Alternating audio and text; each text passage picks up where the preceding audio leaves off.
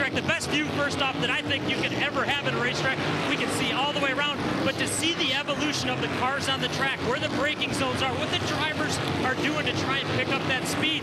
Furthermore, you look at the cars when they pull in here. A number of guys been coming into the pits early for different reasons. The 99 car, Daniel Suarez, we saw him come down here with fire on the brakes already. Not too concerning for the team. They saw it. They didn't do anything to try and put it out. It eventually went out as he drove away. But that's how hard these guys are driving right now. It has been a blast to see what's taking place. A lot of loose chatter on the radios and a lot more chatter than we typically get at a racetrack on the radios. Well, this is fun to watch, trying to see who can get grip up off the corner and how dare you send it into the corner. You're going to find out here. You got a lot of young, aggressive race car drivers on this one. I'm looking at Stenhouse. You know he's going to get that thing off in the corner. Tyler Reddick, another very aggressive guy, and then last year's champion Kyle Larson. Ryan Preece on the button right away in the 15. Just past a couple cars. He's found a way. He's found a way around. And going back to Daniel's fire that he had in the right front there, and it wasn't big, obviously. It wasn't too concerning, obviously, or they would have been on top of it. But I think what you're going to see is a lot of these guys, because of the new cars, because of how tight the corners are, they're scared of getting loose in, so they're dialing a bunch of front brake into the car just to be conservative. They'd much rather the front tires lose grip than the back tires lose grip on entry.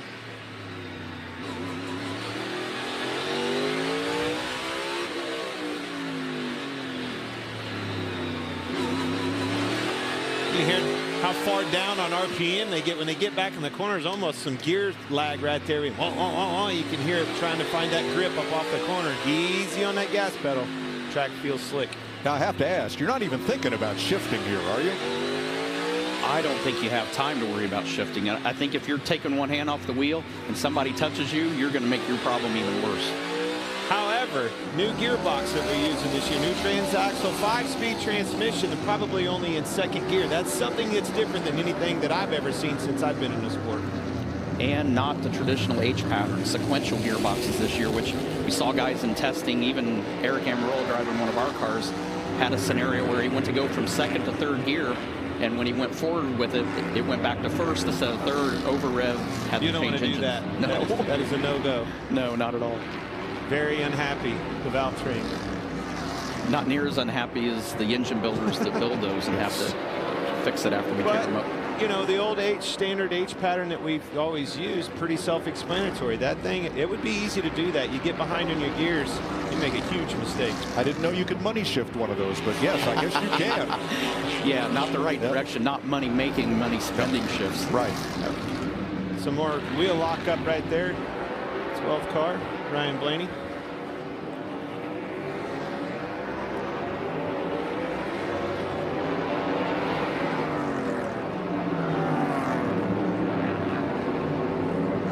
I tell you, this third group is a lot more aggressive to the track than the first two were.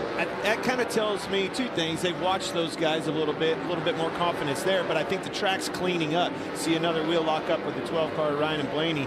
You got to be careful doing that. You flat spot that tire, and that'll ruin that set of tires.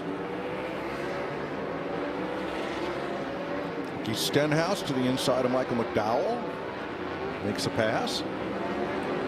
When you lock a wheel up like that, there's a couple of things that happen. You can feel a vibration. If you can feel it 9 times out of 10, you went too far and you need to pit because that thing's going to blow out on you. But slowly but surely, kind of tiptoe into the next corner. You saw him give up and let Chase Elliott go. You'll gain some confidence back in the grip of that thing and the way you'll go. Or it'll blow out and ruin your day.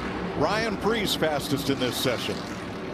I think there's a logical reason for that. Ryan Preece is an excellent modified racer from the Northeast, used to running places like Wall Stadium, Stafford, small tracks, tight corners, knows how to figure out how to get the car to square the corner up where he can get on the gas. Great point right there. Right at home with that race car. Very aggressive, bull ring, just like he grew up doing. Something to your point of blocking up the left fronts, the only saving grace I think that will help these guys when they do that, because it's such a small track and because the mile an hour is slow, they're not sliding it as far and they're not sliding it as fast. So I don't think the damage to the tire is as bad as we would see it at a road course, for example, or Martinsville, where you're running faster on the entry and have a longer braking zone. Watching Kyle Larson, who is now our defending NASCAR Cup champion. Last race of the season, Phoenix, and that was the money stop right there. That gave Kyle Larson a chance to drive away and secure his first Cup Series championship. Right now, Larson is up to 4th on the board. Chase Elliott now fastest in this session, 2nd overall. Looks like he's picking up with that whole organization right where they left off. Going to the top of the board, it's going to be hard to handle. So we mentioned the 14-second mark. 8 drivers, the top 8 drivers down through Stenhouse at 14 seconds or better. You're going to need to run that fast if you're going to win one of these qualifying heats tomorrow and set yourself up to win the Busch Light Clash. And I'm really excited. After watching these first 3 groups, I see something in watching the lines that these guys are driving. The guys that have confidence in their car, they're able to really stay out late, open their entry up, square the exit up. There's drivers that haven't got that security or don't have that confidence yet, that are having to turn in early, get down on those strips, but they really struggle center exit of the corner. And I think guys that even in the race, when they're racing each other, if they're trying to protect and guard that bottom on entry, they can't guard the exit that way as well. If you give up on the entry, you're going to give up on the exit. So everyone is learning, and the track surface is improving. Remember, nobody's ever raced on this or driven this at race speed until this morning. 7 of the 10 fastest speeds are from this 3rd group. Pretty stout 3rd group, too. I'm going to say that. Last year's champion, Chase Elliott, year prior's champion, got some good cars in this group. But I love the parity that I'm seeing in this all the practice sessions, really. Some guys that I didn't necessarily expect. Ryan Preece, 5th on the board. Cody Ware in that car. That's good effort out of those teams, and I'm glad to see it. And I really believe we'll have a much better read on the entire field once we see the second round, the entire second round go.